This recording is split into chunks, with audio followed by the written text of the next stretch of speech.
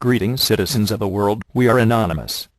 We are going to educate and expose the Fema camps, and as well as show you how to defeat the Illuminati, and several Anons have showed how to. So search for the How to Kill New World Order, which is a video by Anonymous.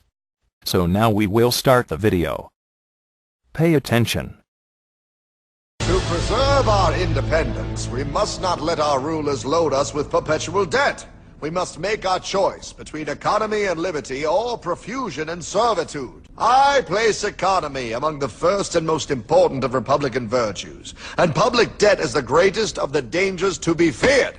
It is incumbent on every generation to pay its own debts as it goes. If the American people ever allow private banks to control the issue of their money, first by inflation and then by deflation, the banks and corporations that will grow up around them will deprive the people of their property until their children will wake up homeless on the very continent their fathers conquered.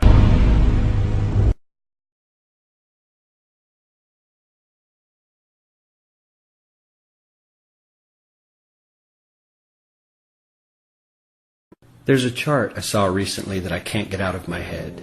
A Harvard business professor and economist asked more than 5,000 Americans how they thought wealth was distributed in the United States. This is what they said they thought it was. Dividing the country into 5 rough groups of the top, bottom, and middle 3 20% groups, they asked people how they thought the wealth in this country was divided. Then he asked them what they thought was the ideal distribution. And 92%, that's at least 9 out of 10 of them, said it should be more like this. In other words, more equitable than they think it is. Now that fact is telling, admittedly, the notion that most Americans know that the system is already skewed unfairly. But what's most interesting to me is the reality compared to our perception. The ideal is as far removed from our perception of reality as the actual distribution is from what we think exists in this country. So ignore the ideal for a moment. Here's what we think it is again. And here is the actual distribution. Shockingly skewed. Not only do the bottom 20% and the next 20%, the bottom 40% of Americans barely have any of the wealth. I mean, it's hard to even see them on the chart. But the top 1% has more of the country's wealth than 9 out of 10 Americans believe the entire top 20% should have. Mind-blowing. But let's look at it another way, because I find this chart kind of difficult to wrap my head around. Instead, let's reduce the 311 million Americans to just a representative 100 people. Make it simple. Here they are. Teachers, coaches, firefighters, construction workers, engineers, doctors, lawyers, some investment bankers, a CEO, maybe a celebrity or two. Now let's line them up according to their wealth. Poorest people on the left, wealthiest on the right, just a steady row of folks based on their net worth. We'll color code them like we did before based on which 20% quintile they fall into. Now let's reduce the total wealth of the United States, which was roughly $54 trillion in 2009, to this symbolic pile of cash. And let's distribute it among our 100 Americans. Well, here's socialism, all the wealth of the country distributed equally. We all know that won't work. We need to encourage people to work and work hard to achieve that good old American dream and keep our country moving forward. So, here's that ideal we asked everyone about. Something like this curve. This isn't too bad. We've got some incentive, as the wealthiest folks are now about 10 to 20 times better off than the poorest Americans. But hey, even the poor folks aren't actually poor, since the poverty line has stayed almost entirely off the chart. We have a super healthy middle class with a smooth transition into wealth. And yes, Republicans and Democrats alike chose this curve. 9 out of 10 people, 92%, said this was a nice, ideal distribution of America's wealth. But let's move on. This is what people think America's wealth distribution actually looks like. Not as equitable, clearly, but for me, even this still looks pretty great. Yes, the poorest 20 to 30% are starting to suffer quite a lot compared to the ideal, and the middle class is certainly struggling more than they were, while the rich and wealthy are making roughly 100 times that of the poorest Americans, and about 10 times that of the still healthy middle class. Sadly, this isn't even close to the reality. Here is the actual distribution of wealth in America. The poorest Americans don't even register. They're down to pocket change. And the middle class is barely distinguishable from the poor. In fact, even the rich between the top 10 and 20 percentile are worse off. Only the top 10% are better off. And how much better off? So much better off that the top 2 to 5% are actually off the chart at this scale. And the top 1%, this guy, well, his stack of money stretches 10 times higher than we can show. Here's his stack of cash, restacked, all by itself. This is the top 1% we've been hearing so much about. So much green in his pockets that I have to give him a whole new column of his own, because he won't fit on my chart. 1% of America has 40% of all the nation's wealth. The bottom 80%, 8 out of every 10 people, or 80 out of these 100, only has 7% between them. And this has only gotten worse in the last 20 to 30 years. While the richest 1% take home almost a quarter of the national income today, in 1976 they took home only 9%, meaning their share of income has nearly tripled in the last 30 years. The top 1% own half the country's stocks, bonds, and mutual funds. The bottom 50% of Americans own only 0.5% of these investments, which means they aren't investing. They're just scraping by. I'm sure many of these wealthy people have worked very hard for their money. But do you really believe that the CEO is working 380 times harder than his average employee? Not his lowest paid employee, not the janitor, but the average earner in his company. The average worker needs to work more than a month to earn what the CEO makes in 1 hour. We certainly don't have to go all the way to socialism to find something that is fair for hardworking Americans. We don't even have to achieve what most of us consider might be ideal. All we need to do is wake up and realize that the reality in this country is not at all what we think it is.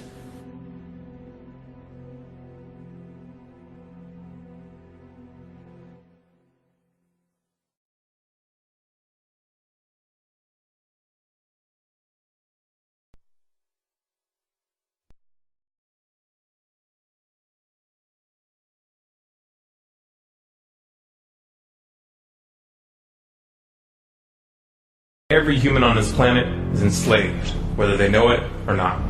This is not the crude and primitive slavery of ancient times. It does not rely on whips and shackles to keep the oppressed in their place. These tools have been rendered obsolete by much more sophisticated methods. That most of the enslaved are unaware of their condition and would in fact argue fiercely that they are free is a testament to the effectiveness of these invisible chains. You've heard the expression, money makes the world go round. There's truth in that. Money is the prime motive for human labor in modern civilization. If you want food, shelter, and clothing, you must have money. And unless you're part of that tiny minority that has more money than they could ever spend in their lifetime, then you must work, beg, or steal for that money. That's why you get up in the morning and go to work, even if you hate your job. And that's why the specter of unemployment is more terrifying for most people than the prospect of spending 50 years of their life performing menial tasks within the confines of a fluorescent-lit cubicle. Of course, in Western countries, some are fortunate enough to have pulled away from the brink and do not live in fear that their basic needs will be met, at least for now. And yet they keep spinning the hamster wheel. Why is that? Could it be because money and the bling that it buys have become symbols of status and prestige? Money offers an illusory form of social validation, but even those who are not caught up in distinguishing themselves by how much they accumulate still must acknowledge the social stigma that comes with poverty. This was a clip of Thomas Jefferson's warning about the Federal Reserve and discussing the Illuminatist population agenda. Now the next clip. Pay attention.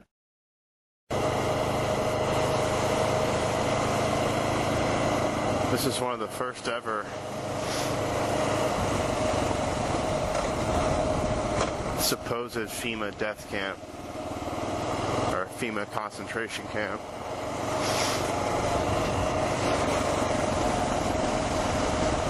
down here. And we're about 60 miles south of the nation's capital.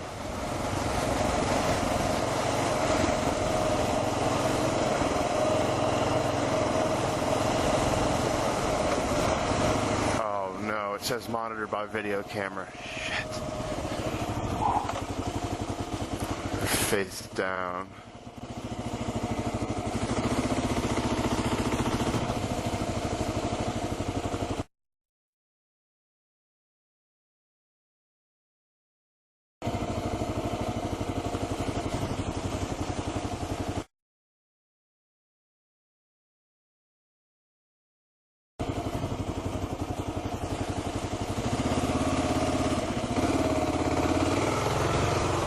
But here it is.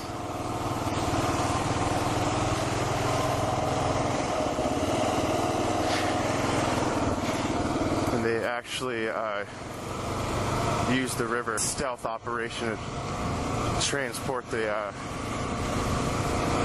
prisoners.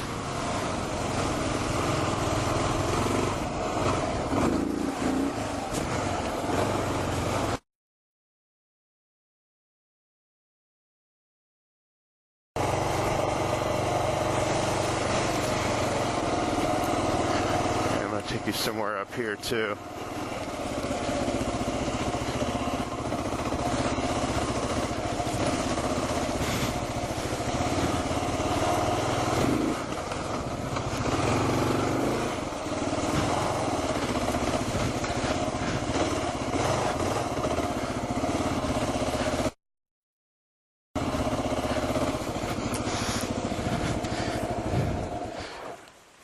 This right here is where supposedly some of the concentration people that fled. This is one of the camps overnight.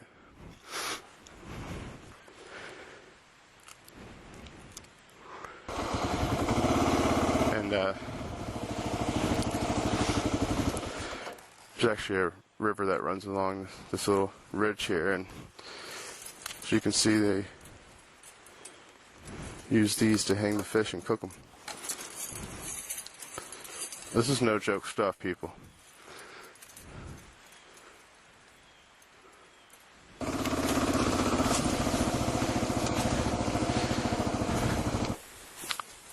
This right here is the pit.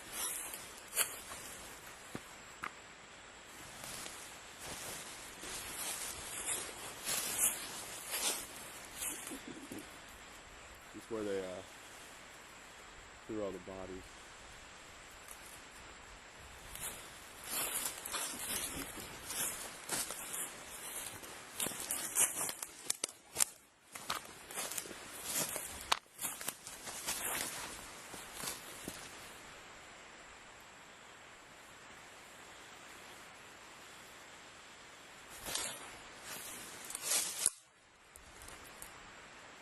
You do not want to fall in there.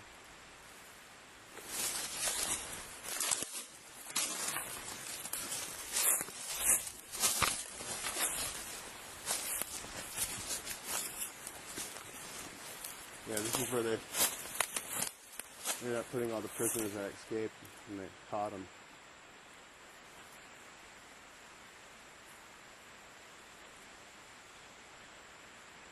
They're pretty much calling it the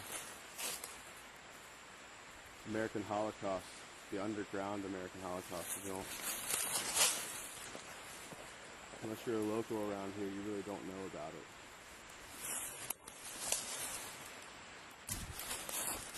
Yeah, this is some real stuff here, man.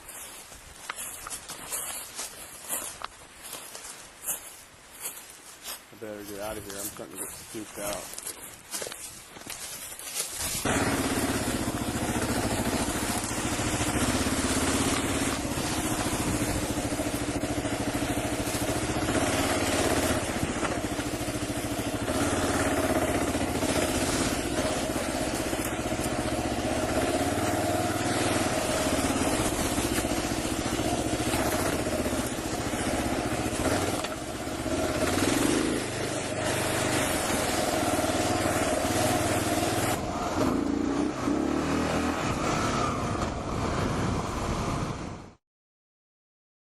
Now does the facility strike to you in resemblance of the Nazi concentration camps? Well, it should, and the system is identical to that of what the Nazis had did in World War II. The Illuminati wants to start World War III, and this cannot be tolerated, and we are going to repeat World War II. If we do nothing, while we should do something. This has gone way too far, and this will cause people to rise, as that back in World War II. Adolf Hitler did not start the war. The banksters who work for the elite appointed Hitler in office in Germany in the late 1930s, and the mainstream will not tell the real truth of when Hitler reigned in Germany, before he shot himself in the bunker. All these events are identical to that of Nazi Germany, and technological advancements play a key role, especially the mainstream media, to program the masses, and to spread their propaganda, same way the Nazis had done, and is already repeating that same events. If you understand the connections in our times, and that of Nazi Germany, then you don't have a problem to educate people on it. Let me ask you. How are you going to do your part to wake up those who still ignores the reality, and when are you going to do it, and how are you sleeping at night these days when we're all facing the repeat of World War II? You have to pay attention to the reality of what's going on and make connections to present events to past events, so you can chat with people of what you know. Knowledge is free, and it should be shared, no matter what. Now the next clip will commence. Pay attention.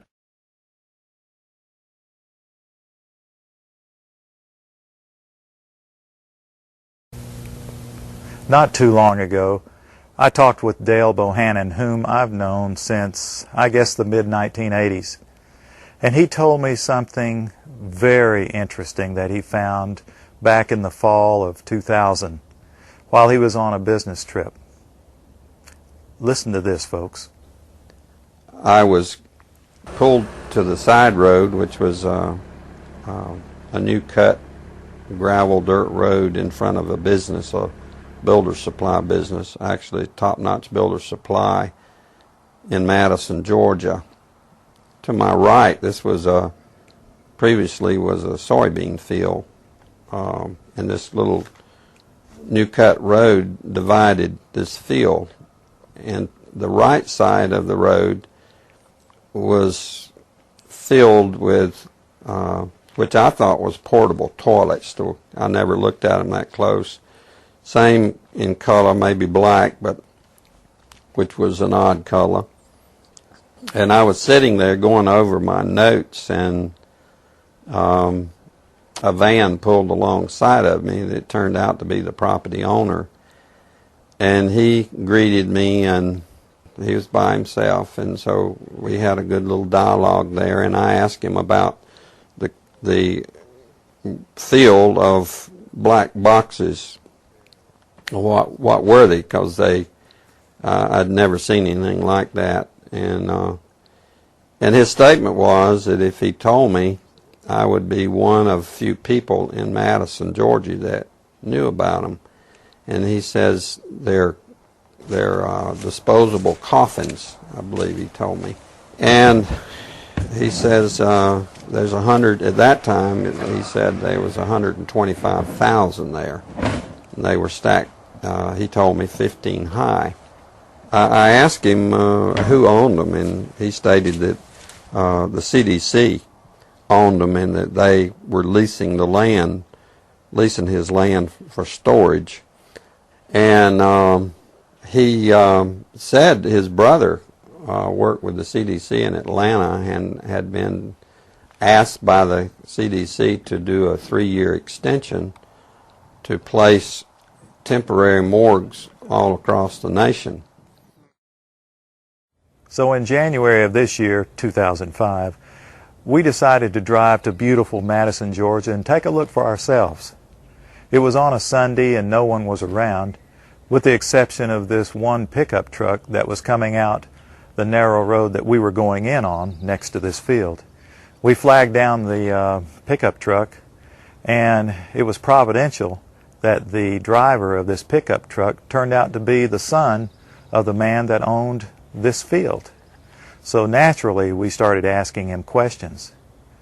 And he told us that not long ago, there had been as many as 500,000 of these grave liners or disposable coffins.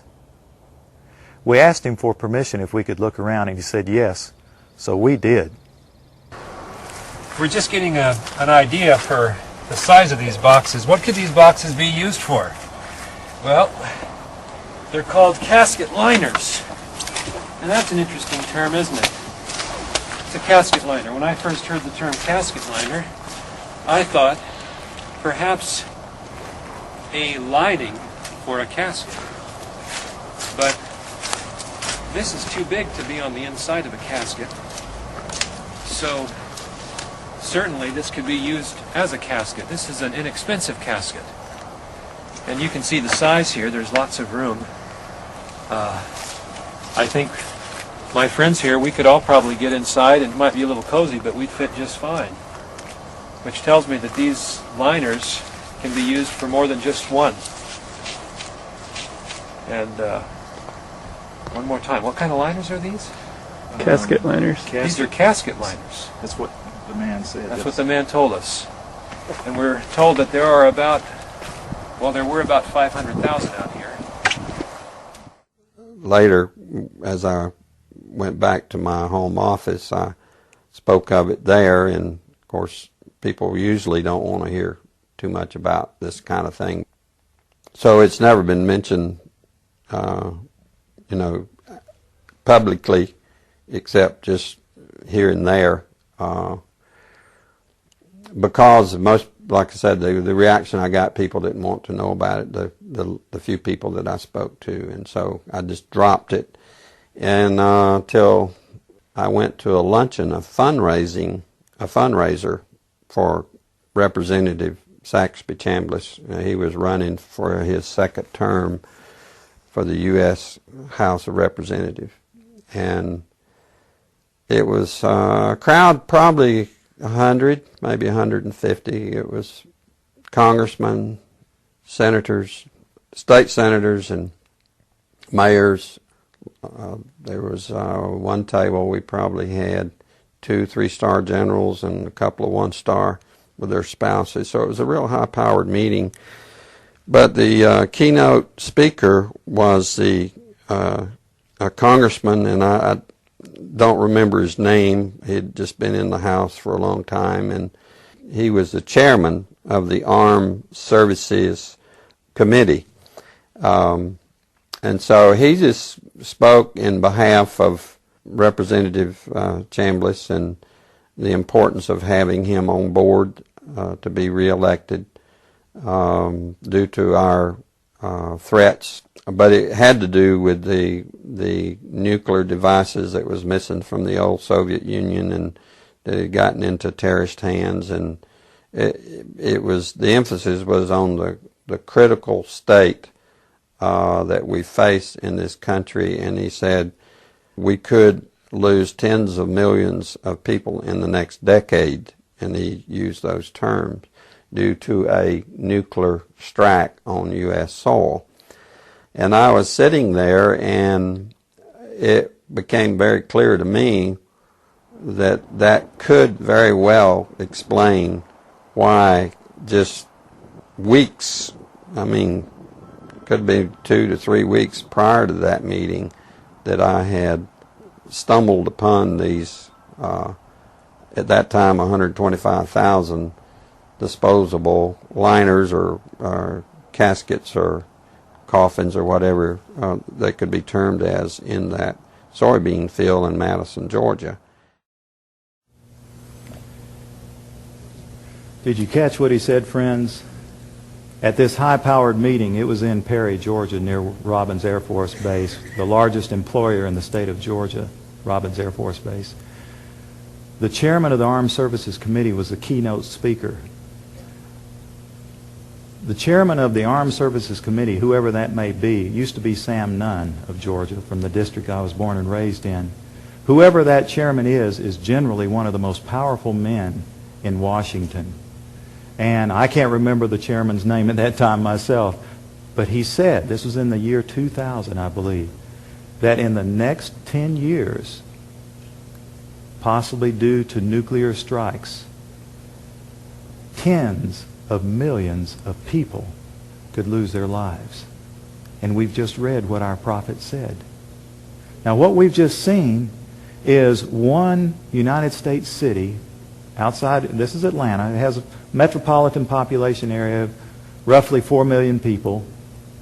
So this is one field outside of one U.S. city, and the brother of the man that owns this field that the government is leasing this field from to store these disposable coffins. This brother was given 3 years to set up temporary morgues around the country.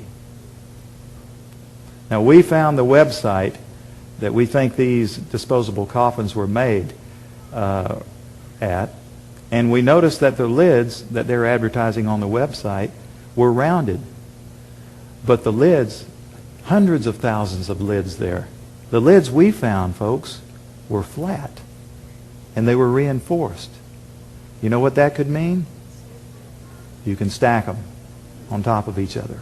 That's a lot neater to stack them in disposable coffins than what we saw after the tsunami, when we would see bulldozers digging holes and taking bodies and pushing bodies into holes. America can stomach this much better. Now understand that this is the same exact strategies Adolf Hitler had used back in World War II. Since people seemingly cannot learn the lessons in history, history is doomed to repeat itself, and all of this could have been prevented if people weren't so into the mainstream media and learned the valuable lessons history has to teach us. These disposable coffins are going to be used to kill masses of people to achieve their depopulation agenda, and now people are waking up to the fact we are in trouble.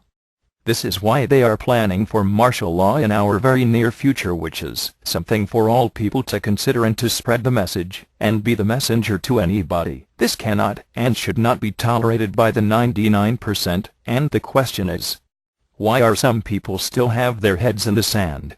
When will you wake up? Now the next clip will now begin. Pay attention. Everywhere you look, corruption. We continue to fight pointless wars over lies, and we are killing innocents and letting our children die in wars just to ensure the Federal Reserve can continue their petrodollar scandal. We are sitting idly by while these crooks continue to loan fake money out to us at interest, stealing our homes, and enslaving our children. Let me make this extremely clear to all of you listening. Many corporations, especially the Federal Reserve, used the government to steal $17 trillion from your children. Your children did not have that money. They are now debt slaves. These people have stolen money from your children that are not even born yet, and sold their freedoms. They have enslaved you and many around the world. Wake up, world. And they did all of this by counterfeiting money and loaning it out at an interest. They have stolen hundreds of trillions from people around the world. Have you heard about Microsoft's Xbox manufacturers in China? They had to install suicide nets outside their buildings to ensure their employees don't jump out of the window to commit suicide. These are the conditions your children in the U.S. will be working under when the debt is soon owed, and it will be owed. It is not a matter of if it will be owed, but it is just a matter of when. And it will happen as soon as the United States economy collapses, which will happen very, very soon. And if you think because you do not live in the United States this does not affect you, you are wrong. And you are next. The only way we can stop this is if we all unite together and fight it. People of the U.S. are waking up to the Federal Reserve scandal, and the powers that be are currently afraid of retaliation. And that is precisely why they trying everything they can to disarm us. You know how the media has been saying gun violence has been out of control and at an all-time high. They are not simply twisting the truth here or exaggerating. They are absolutely bold-faced presenting lies to you. First off, realize, gun violence in the United States has always been shockingly low. And gun violence has dropped by 49% in the last 11 years. The already absurdly low gun violence in America has literally dropped in half. In half. The fact they are saying that it is at an all-time high perfect demonstrates how biased the government and the media is. If this doesn't prove to you that they have an agenda, then nothing will. Do you remember how the media keeps repeating that there has been 74 school shootings since Sandy Hook? Those 74 shootings were not even mass shootings like they claim. Most were suicides and none of them even took place at a school. Not a single one. They are presenting lies to you, America. When will you wake up? At some point you have to ask yourself, why would the government fake 74 mass school shootings involving children? If they get our guns, we will lose the fight against them. And they will take away absolutely all of your freedoms, and you and your children will be forever slaves. And don't forget, they purposefully put you and your children into that debt. And because the Federal Reserve is present in all countries, the other countries of the world are next soon after. This plan is called the New World Order. It is the same New World Order the Vice President of the United States called for on national TV a month ago. He said we need to strive for and complete the New World Order. This is also the same New World Order President George Bush and President Kennedy said is our country's lifetime goal. And the same New World Order George Bush said on national TV said will happen no matter what we do, and we cannot prevent it. This has all been a long-time plan. The Federal Reserve and their partners want complete control of humanity. We cannot let this happen. They want to rule over us, like kings and queens. And humanity will be forever lost to enslavement by a bunch of tyrants who have publicly admitted they want to kill off the majority of the population so the masses are easier to control. They are going to wipe your bloodline completely off of the earth. He'll tell you the order of things to happen. The enslavement will follow immediately after guns are taken away and you cannot fight back. If they cannot get the guns before the economic collapse, then they will wait until the economy collapses. When the economy collapses, people will be starving, there will be looters and shootings. The government will insist on taking guns away to help, and as soon as the guns are taken away, then we will fall into a complete dictatorship. Do not fall for it. Remember, they are the ones who caused the economic collapse to begin with. This is the same tactic used on Germans and it worked. So expect it. As soon as the economy collapsed and the masses were starving, the German government asked the people to give up their rights and they listened. And then eventually the government was throwing the naked masses into giant burning hot ovens for mass execution. Do not give up your rights. Do not give up your guns. Fight back, as they were the ones who caused the problem. Just so you know, the people who are behind this Federal Reserve scam and New World Order are the same ones who funded Hitler's campaign. Make no mistake, these people are as brutal as Hitler himself, even more brutal. In fact, now we are going to show you some. Assuming America grows some balls and we win, we will need an overall plan. We have come up with a perfect plan. This plan offers extraordinary possibilities. It will make for the most beautiful and free world you can ever imagine. If we are successful, we can leave a much better for our children. A beautiful world. Watch every minute of the rest of the video. Do not skip a single bit of it, as it is all important. If this one video gets out to and can change the world, this is your opportunity to make a difference. Please share this video. What you want with it, get paid for the views. We don't care. Just get the message out there for the world to see. Now sit back and relax, enjoy the movie.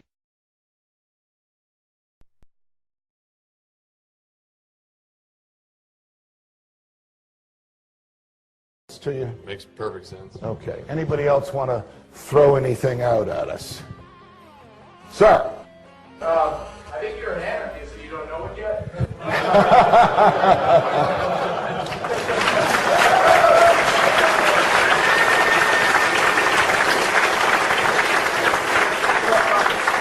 Do you hear me denying anything?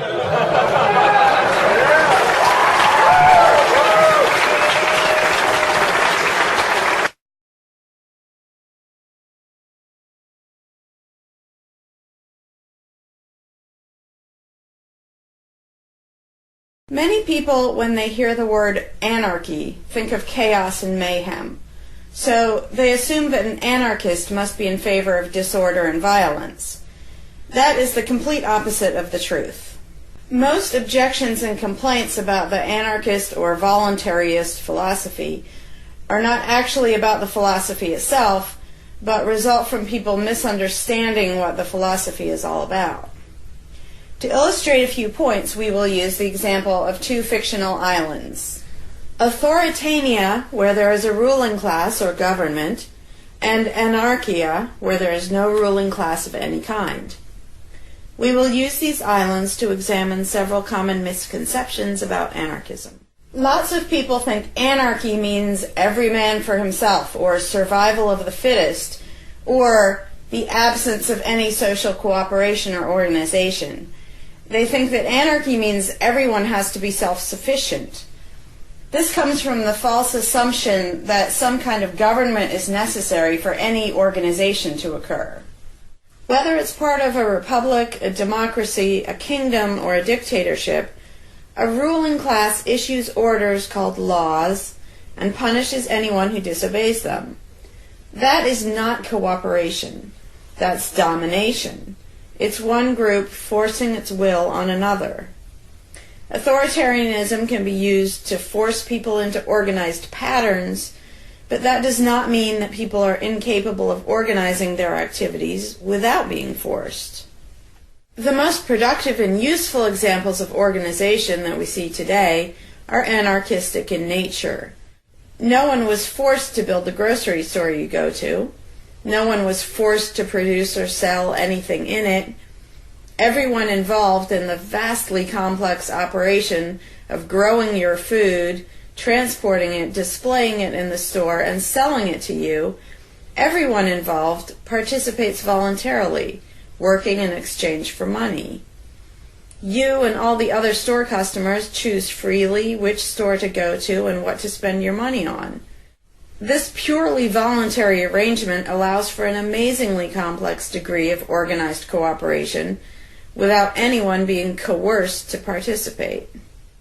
In contrast, under government, a very small group of people comes up with an idea and forces everyone else to participate in it and provide for its funding with tax dollars.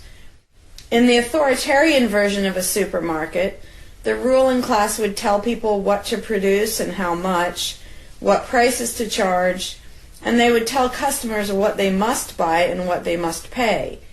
Anyone who did not comply with the centralized master plan would be punished in some way. That is how government does things. Which one of these would you prefer? Another common but incorrect assumption is that if there were no ruling class or no government, people would have no way of defending themselves against common criminals or foreign invaders. Again, this is simply not true. The government version of protection is inherently hypocritical.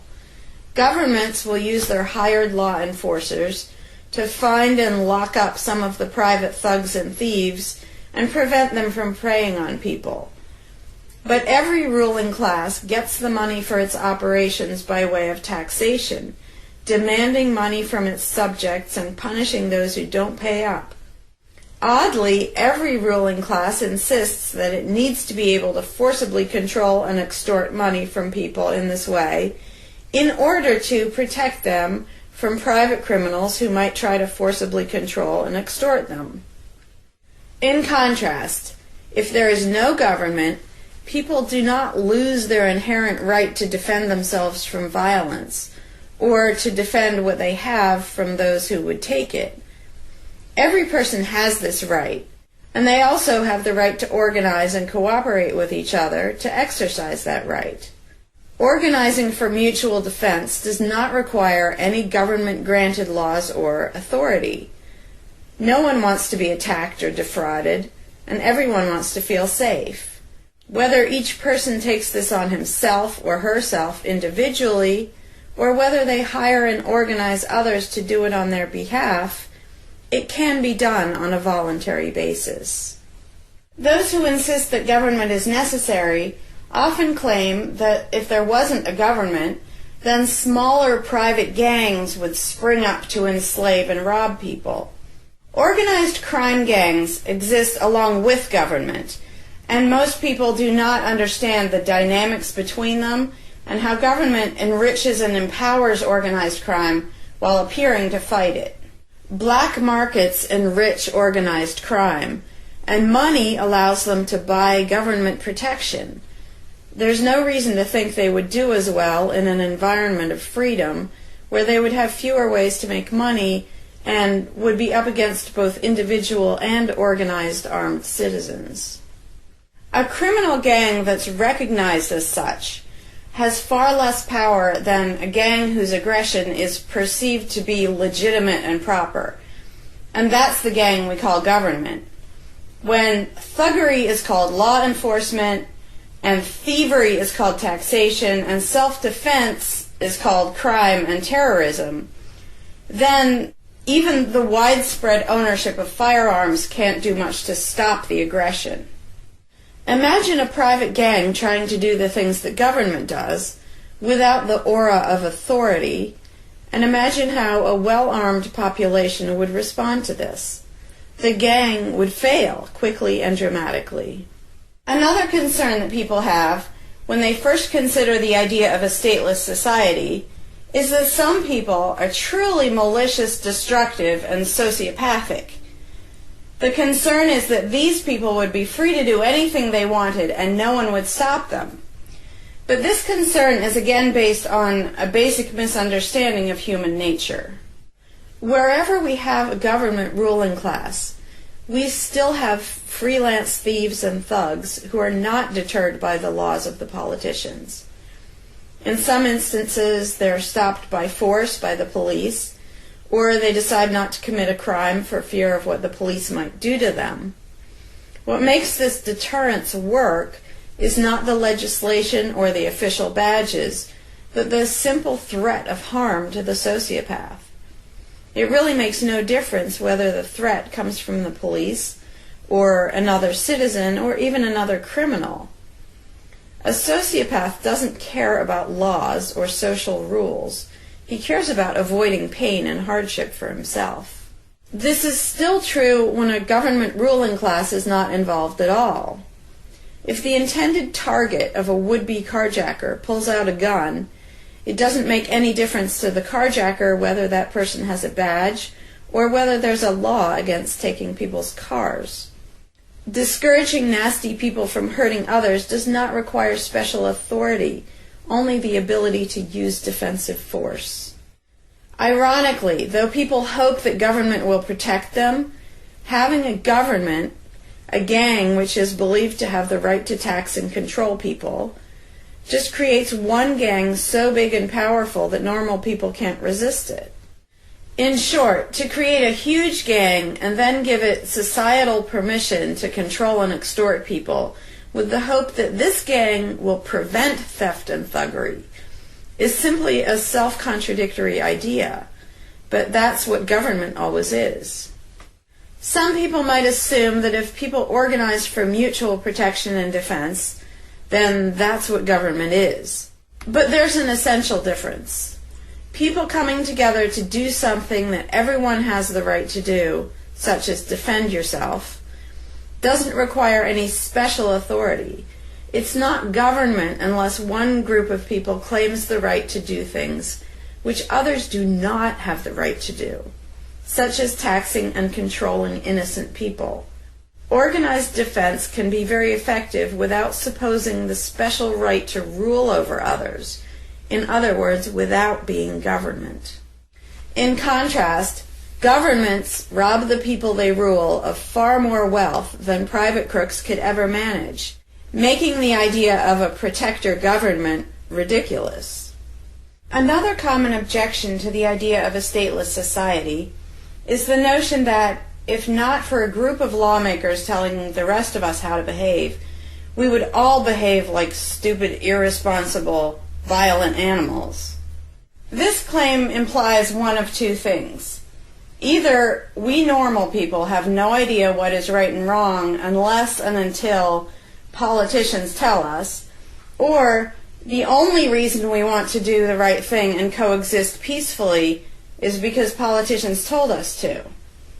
A quick examination of your own motivations will show you that neither of those things is actually true. It's particularly odd to make this argument in a society where politicians are voted into power. If the people themselves have no moral code and no conscience, and are just stupid, violent animals, why does almost everyone want government to keep the peace and protect the innocent? Would a population of vicious, heartless, evil people try to elect good people to keep the evil people in line? Obviously not. The goodness and the desire for order and peace comes from us, not from the lawmakers we vote into office. The same holds true of everything that government does.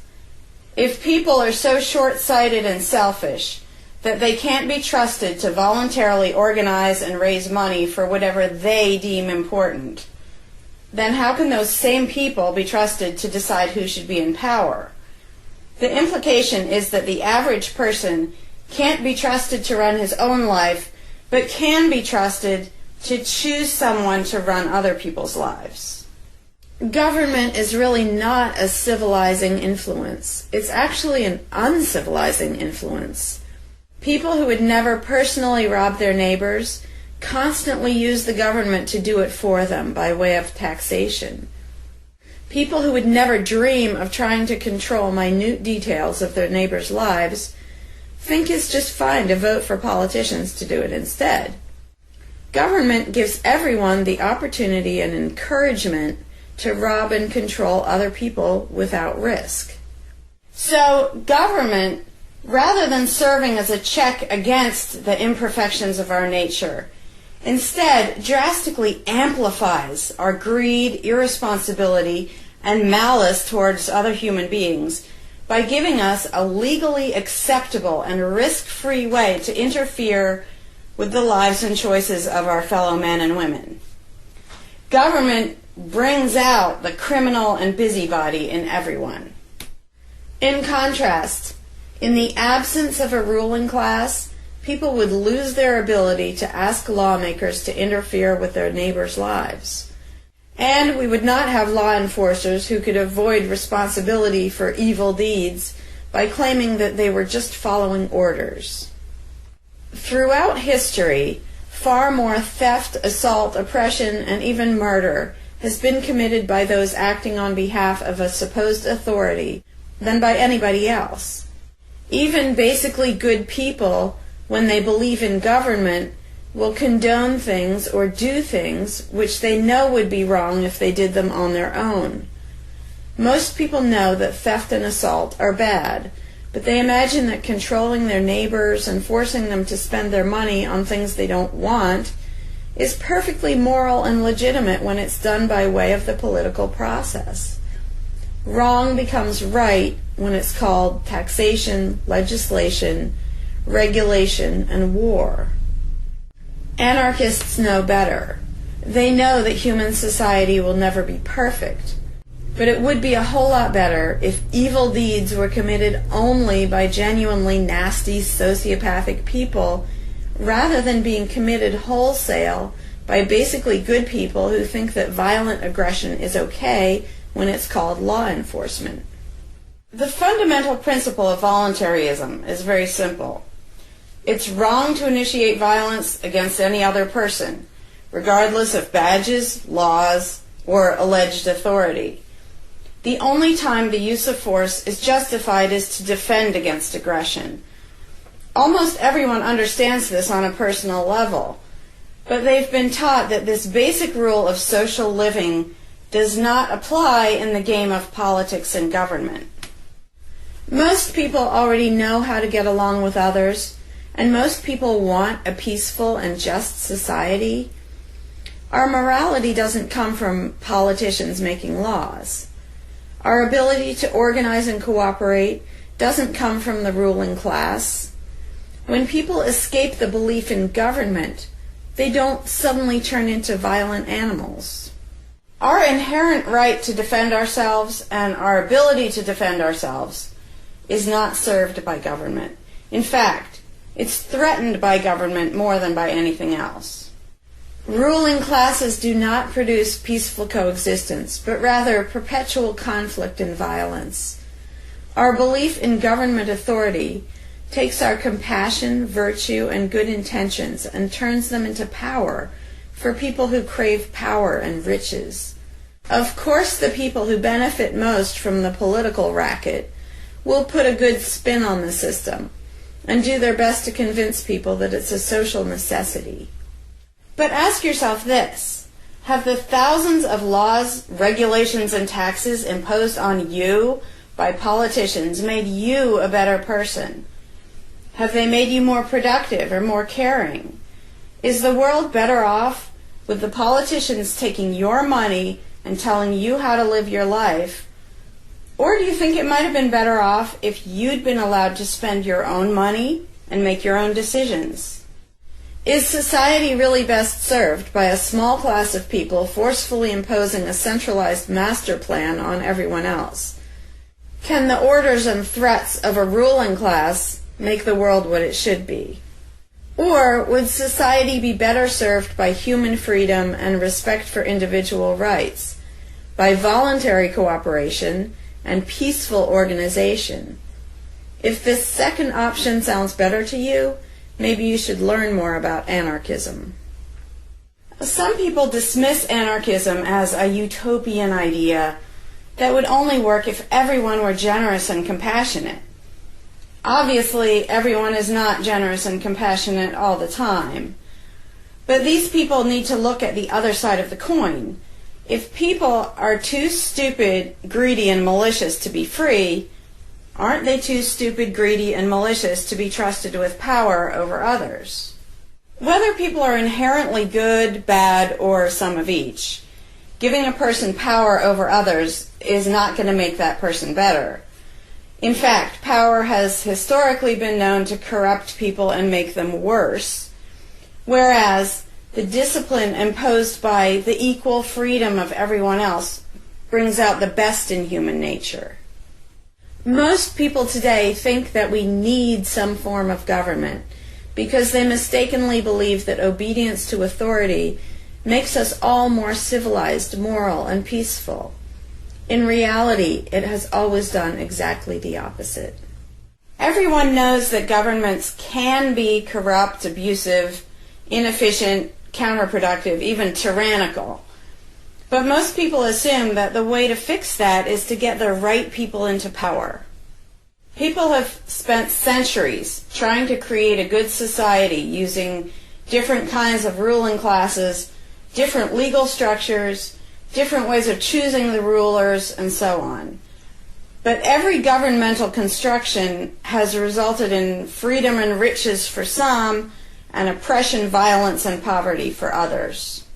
What if, instead of deciding what the throne should look like and who should sit on it, all people of goodwill embraced the non-aggression principle?